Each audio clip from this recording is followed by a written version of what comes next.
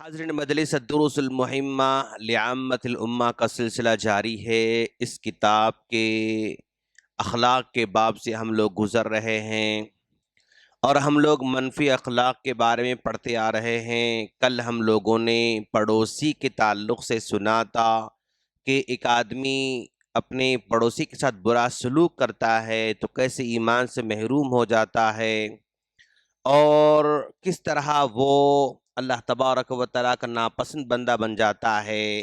اور ہم نے کل وعدہ بھی کیا تھا کہ آج ہم اسی پڑوسی کے پارٹ میں ہمیں اچھا پڑوسی کیسے بننا ہے اور اچھا پڑوسی بننے کے لیے ہمیں کیا کیا کرنا چاہیے وہ ہم نے بتانے کا وعدہ کیا تھا۔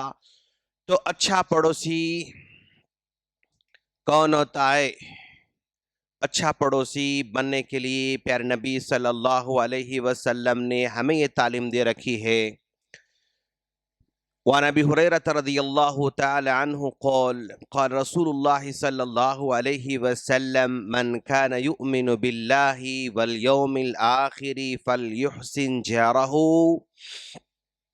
اگر کوئی آدمی اللہ پر ایمان رکھتا ہے، آخرت پر ایمان رکھتا ہے، تو اس بندے کو چاہیے کہ وہ اپنے پڑوسی کے ساتھ احسان کا معاملہ کرے۔ فَلْيُحْسِنْ جَارَهُ، احسان کا مطلب یہ ہے، اچھا سلوک کا مطلب یہ ہے کہ سامنے والا اچھا کرے تو ہم اچھا کرتے ہیں، تو اس کو احسان نہیں کہا جاتا۔ سامنے والا اچھا کرتا ہے یا نہیں کرتا ہے، کرو یا نہ کرو، یا کرنے کی امید ہو یا نہ ہو، ہماری طرف سے کنٹینیو اچھا سلوک ہوتے رہنا یہ احسان میں شمار ہوتا ہے۔ اللہ پر ایمان رکھنے والا، آخرت پر ایمان رکھنے والا، وہ اپنے پڑوسی کے ساتھ احسان کا معاملہ کرے۔ فَلْيُحْسِنْ جَارَهُ، بھئی پڑوسی کے گھر میں تہاری بنی، وہ ہمارے پاس آئی، وہ پلیٹ ہم اپنے پاس رکھ لیتے ہیں اور پھر آج اور کل 2 دن میں جو بھی اچھا بنتا ہے اس میں ہم ڈال کر واپس پلیٹ کر رہے ہیں، تو اس کو احسان نہیں کہتے، یہ تو حج ہے۔ احسان کیا ہے؟ میں نے کچھ نہیں دیا، اس نے مجھے پہلے دیا، یہ اس کا احسان ہے۔ احسان یہ ہے کہ اس نے کچھ نہیں دیا، میں اس کو پہل کر کے دے رہا ہوں، یہ احسان ہے۔ تو سامنے والے سے امید نہ رکھے بغیر یا سامنے والے کے کرنے کا انتظار کیے بغیر اگر میں بڑھ کر رہا ہوں تو اسی کو احسان کہا جاتا ہے، اور وہ اس حدیث کی کیٹیگری میں شمار ہو سکتا ہے۔ تو پتہ ہی چلا کہ بھائی ہمارے پاس سامنے والے سے امید رکھے بغیر پہلے میں آگے بڑھ کر کرنا چاہیے، یہ اچھا پڑوسی ہونے کی علامت ہے۔ اور یعنی چھوٹے موٹے تحفے دیتے رہنا چاہیے، جیسا کہ اللہ کے رسول صلی اللہ علیہ وسلم نے حضرت ابو ذر رضی اللہ تعالیٰ عنہ سے کہا، یا ابا ذر اذا طبخت مریقتا فاکثر معها وتعاہد جیرانک۔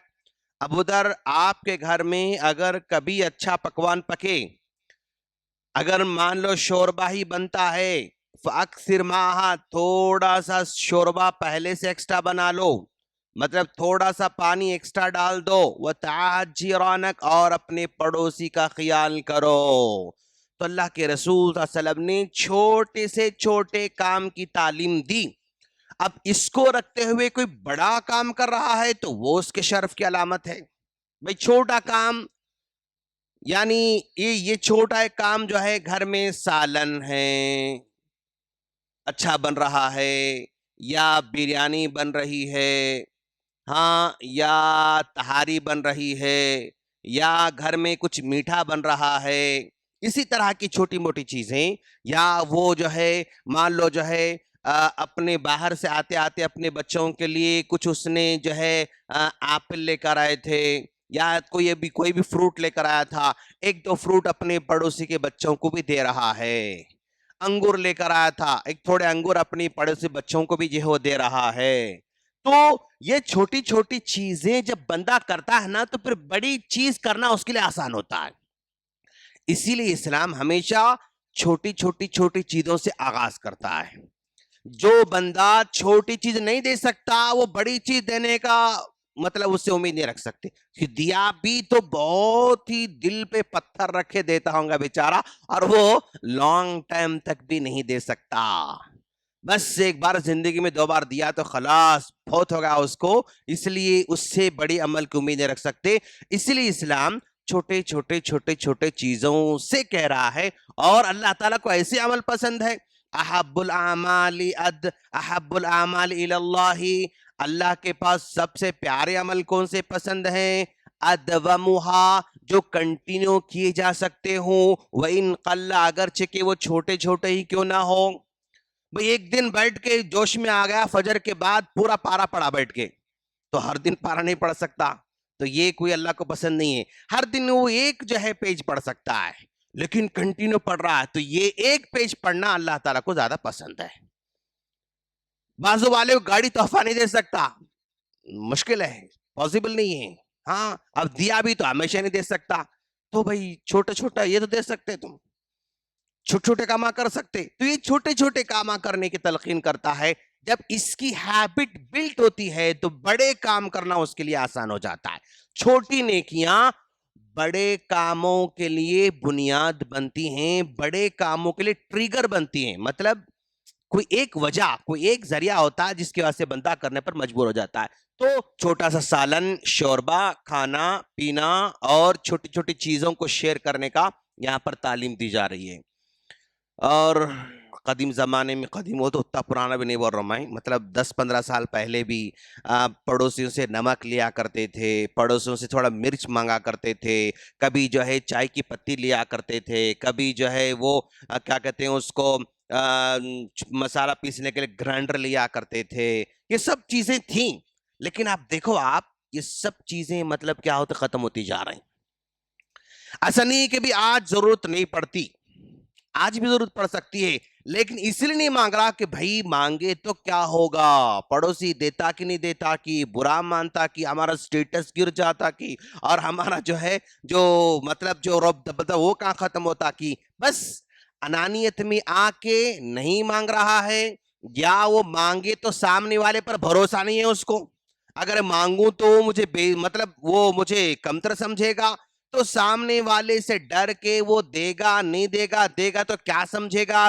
اور دے گا تو جو ہے ہمیں کتنا چھوٹا، ہم کتنے چھوٹے ہو جائیں گے، اسی یعنی وہ دل نہیں ہے، وہ بھروسہ نہیں ہے، وہ کانفیڈنس نہیں، اس لیے آج وہ ختم ہوتے جا رہا ہے۔ جبکہ اللہ تعالیٰ نے کہا نا وَيَمْنَعُونَ الْمَعُونَ، وہ لوگ جو چھوٹی چھوٹی چیزوں کو دیکھنے سے دینے سے منع کرتے ہیں وہ اللہ تعالیٰ کے نافرمان بندے ہیں۔ تو چھوٹی موٹی چیزوں کا ہمیں شیئر کرتے رہنا چاہیے۔ اور پھر اگر ہمارا پلاٹ یا ہمارا گھر بیچنے کا ٹائم آیا، کسی وجہ سے ہم اپنے پلاٹ کو، ہم اپنے گھر کو بیچ رہے ہیں، تو ہمارے پلاٹ کو خریدنے کا سب سے پہلا حقدار ہمارا پڑوسی، یہ میرا ہے، نور الدین مل صاحب کا فلیٹ ہے، یہ عمر کا فلیٹ ہے، ہاں تو میں اپنا گھر بیچ رہا ہوں، تو یہ میرے گھر کو خریدنے کا پہلا حقدار کون ہے؟ یہ عمر ہے، یہی اسلام کہتا ہے انہیں خریدنا۔ اب یہ انہیں حقدار ہے پہلا خریدنے والا، اور اس کو ہی مطلب اس کو ہی بیچنا چاہیے۔ اگر ایسا بولنے کے بعد اب مان لو میرے پلاٹ کی جو ہے قیمت جو ہے 30 لاکھ ہے، اوکے 30 لاکھ ہے، اب انہوں پڑوسی ہونے کے فائدہ اٹھانے میں 25 میں دو بولتے، 22 میں دو بولتے، 20 میں دو بولتے، مطلب پڑوسی جب لینے کی بات آتی نا تو ریٹ ایک دم گرانا چاہتا ہے، ریٹ گرا کے لینا چاہتا ہے۔ تو اگر ریٹ گرا کے لینا چاہتا ہے تو اب اس کو بیچنا ضروری نہیں ہے شریعت کے حساب سے۔ اگر یہ میرا پڑوسی مارکیٹ میں جو ریٹ چل رہا ہے وہی مجھے آفر کر رہا ہے تو مجھے اسے بیچنا چاہیے، دوسروں کو نہیں بیچنا چاہیے۔ اگر مارکیٹ میں جو ویلیو آ رہی ہے وہ ویلیو انہیں نہیں دے رہا ہے تو پھر اب مجھے اختیار ہے میں کسی کو بیچوں۔ اب شریعت اسی کو ہی بیچنا مجھے نہیں کہتی ہے، اگر مارکیٹ میں جو ویلیو مجھے آنے والی ہے وہی ویلیو انہیں دینے تیار ہے تو مجھے کسے بیچنا ہوگا؟ اپنے پڑوسی کو ہی بیچنا پڑے گا. یہ اس کا حق ہے, یہ پڑوسی کا حق ہے. اگر یہ کم میں ویلیو گرا کے مطلب مجبوری کا فائدہ اٹھانے کے لیے اور جو ہے انہیں کم ریٹ لگا رہا, انہیں غلط کر رہا, مجھے اسے بیچنا ضرور نہیں ہے. اب میں اس کو نہیں بیچنا چاہ رہا ہوں, دوسرے پارٹیاں آتے ہیں, اب میں نہیں رہتا ہوں تو انہیں بازو پڑوسی والا میرے گھر کے بارے میں جو ہے اس کو مس انڈرسٹینڈنگ پیدا کرتا ہے, میرے پلاٹ کے بارے میں اس کو غلط فہمیاں پیدا کرتا ہے. بھائی لٹیگیشن ہے, بھائی ویسا ہے, بھائی رات میں جو ہے ایسا آواز آتے رہتے, برتنا گرنے کے آواز آتے رہتے, رات میں رونے کی آواز آتی, سمجھے نا. وہ بیچارہ سامنے والا ذرا پاگل رہا تو ختم, بس چٹی چیز مل گئی تو ڈر کے بھاگ جاتا بیچارہ ہوتا ہے, سمجھے آپ. اب ایسا بھی ہم نے دیکھا کہ بھائی انہیں جو ہے پڑوسی کم ریٹ میں لینا چاہ رہا ہے, انہیں کم ریٹ میں دینے تیار نہیں. اب ادھر ادھر سے جو ہے پارٹیاں دیکھنے آتے رہتے. اب انہیں رات میں کیا کر رہا معلوم, دروازے کے سامنے ایسے 3 لیمو رکھ دے رہا ہے بیچارہ. اب پارٹی آ کے دیکھنے ہی نئے مطلب یا پلاٹ کو یا پھر جو ہے وہ فلیٹ کو جو ہے جب لیمو رکھے ہوئے, اب انہیں پریشان, بھائی کیا جادو ہو رہا ہے گھر پہ نہیں معلوم, ختم. اب پھر وہ پارٹی بھاگت بیچاری, اب میں پھر بولتا ہوں چلے آتا ہوں خلاص, پھر میں آتا ہوں بول کے چلے آتا خلاص. تو یعنی یہ پڑوسی اس کے حق کو مارنا چاہتا ہے اور اس کو تکلیف دینا چاہتا ہے, پھر یہ پڑوسی غلط ہو جائے گا.